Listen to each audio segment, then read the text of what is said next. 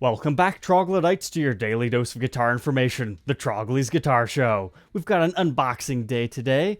I said if I ever found this serial number, I would buy it because it was just so cool for this particular model. So let's go ahead and open up this bad boy here today first.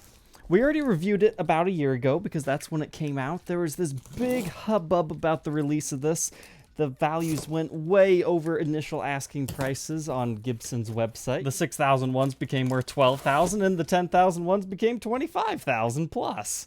We're talking about the Adam Jones 1979 aged signed run. And to be honest with you guys, I never thought I would get another aged signed because they were just so ridiculously expensive. Like, I've had a couple of the VOSs because they're a little bit more economical to pick up, but I mainly got those through, like, trades and whatnot. But I got a text one day from somebody who almost bought some guitars from me, but he ended up not getting them because, I don't know, he was going for, like, a different guitar or something. And he kind of felt bad, but he just happened to watch my Adam Jones video and be like, hey, I have the serial number that you thought would be really cool to have. And to be honest, this guitar came up at a really bad time for me, so I'm spending money I don't have. But I thought it would be totally worth it to document this guitar. So let's go ahead and get this bad boy open to show you what number we're talking about here.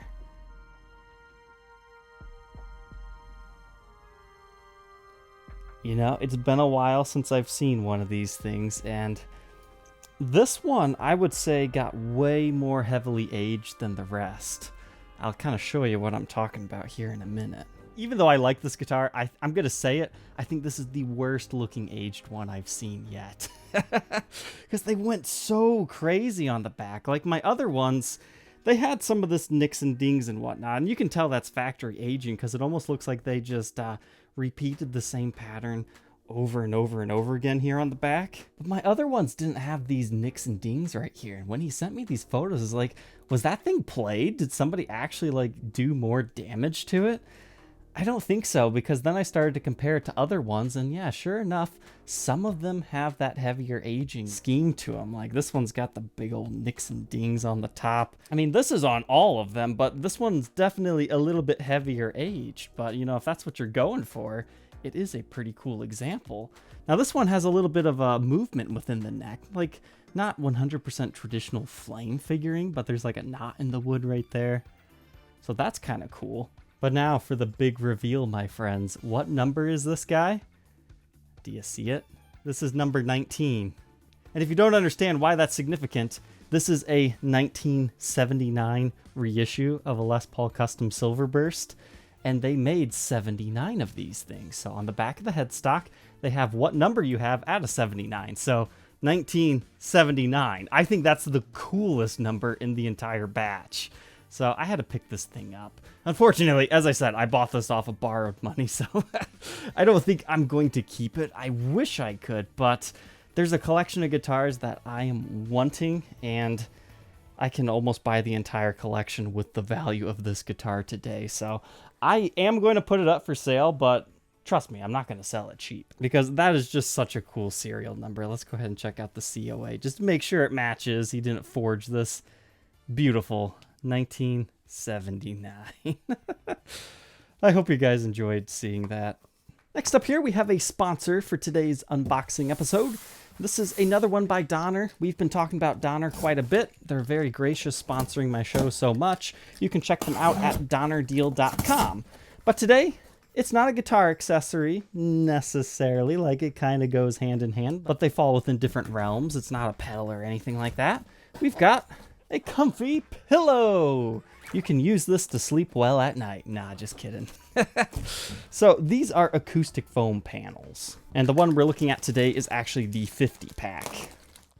But anyways, these are meant to be hung up in your studio recording space or any place that you have like echoes and reverberations off the wall that you don't want to have. Now, I'm not going to lie to you. These are not the highest quality foam pads, but with the 50 pack, I think they come out to like $1 a piece. But this is how you get them.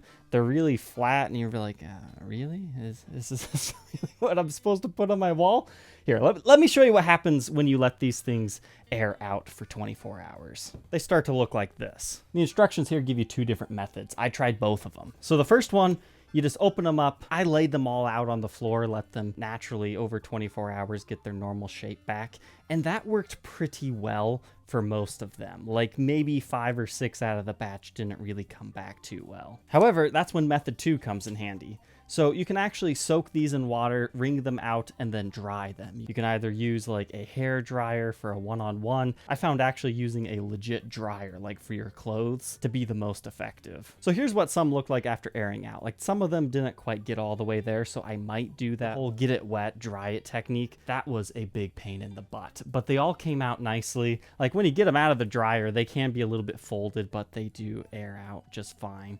So if you do buy these, that would be my suggestion. Let them air out. Any of the ones that don't look quite as good as the top, then you can do the whole water treatment. Then all you have to do is use some spray adhesive, yeah, the M3 style strip. Then you can put them on your wall. Now, once again, keep your expectations within reality. These are very thin foam strips. I think they're about an inch.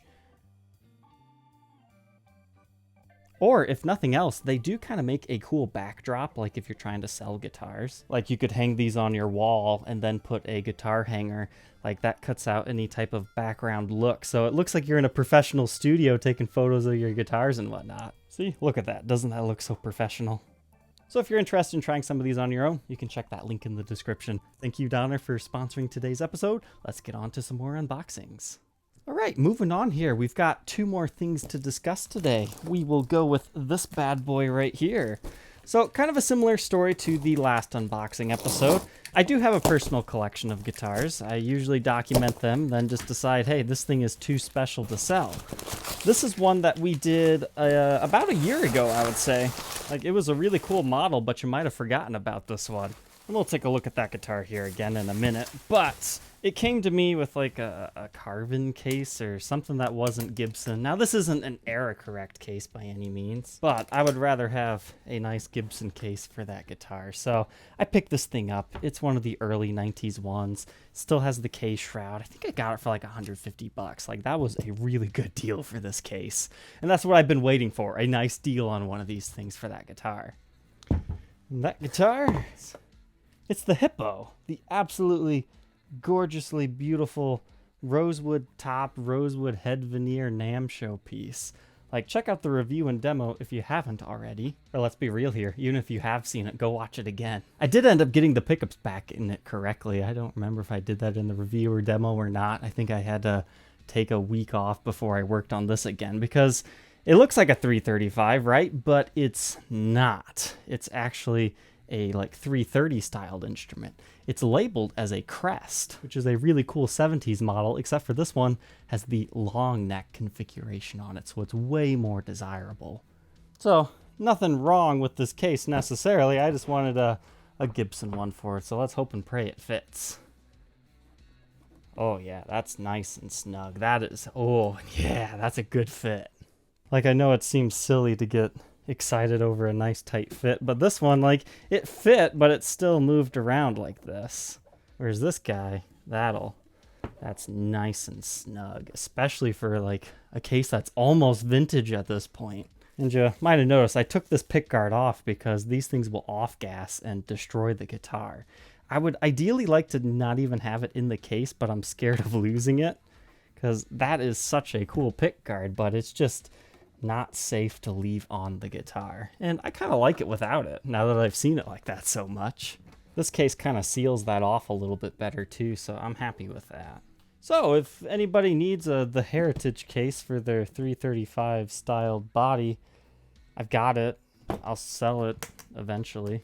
Either that or I'll just add it to my case pile, because you never know when you're going to need a 335 case.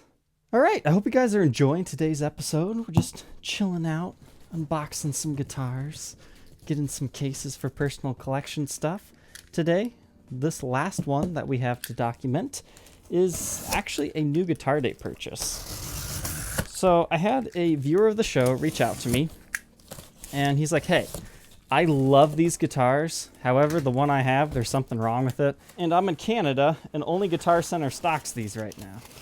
So he was basically looking for information on my international forwarding service, which you can find on my website. It's a little bit hidden. You have to click on New Guitar Day and then scroll all the way to the bottom. It's a hyperlink. And I do that for a reason, because if somebody's interested in an international forwarding service, I like to kind of, you know, walk them through the process instead of just take on random guys who want me to ship things overseas and whatnot. But he wanted this Schecter guitar, so I was able to help him out there.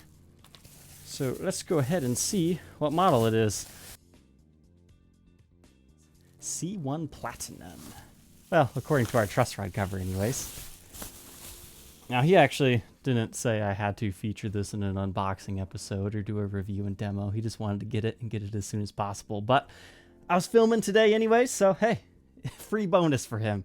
So it looks like we've got EMG pickups, kind of a quilt maple smoky veneer onto the top. I kind of like this because it's a very carved top, I guess would be the best way to describe it.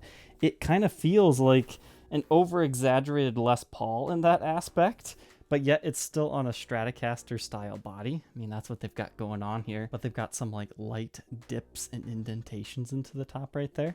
Stylistically, this thing's actually pretty nice. I like the, it looks like titanium. Or Gibson used something similar to this on their Platinum series, where it's just like a special coating over top of your chrome. But it looks like EMG 8185 would be my guess with the gold and silver there. But hey, check out that 12th fret inlay. Up here on the 24th, you'd expect like just 2 dots, but they went as far as doing 3. But what made me pause for a second, they must put like a metal insert into the neck where they mark the necks on the side. That's going to be really hard to show you guys on camera, but if you look at it on the side angle profile, you can still kind of see it. What is going on with that? It's almost like a mirror binding. It's slightly reflective. That's cool. You know what that is? That's just the black plastic that they put in there. And then they cut it off on the side so you can just see that through there. So it's like a slightly translucent binding. That's interesting. We've reviewed Schecter guitars on the show before. I would say this thing actually feels pretty nice. Now, I could be wrong about this, but this just looks like a set neck version that they just sculpt the heel out, because I'm not seeing the normal neck through vibes on this. But it is an active battery guitar. They sell them at Guitar Center if you're interested. But this thing has to be shipped off to Canada yet today. All right, troglodytes, I hope you enjoyed this unboxing segment today. Don't forget to like, comment, and subscribe, and we will catch you tomorrow on the next episode. Take care.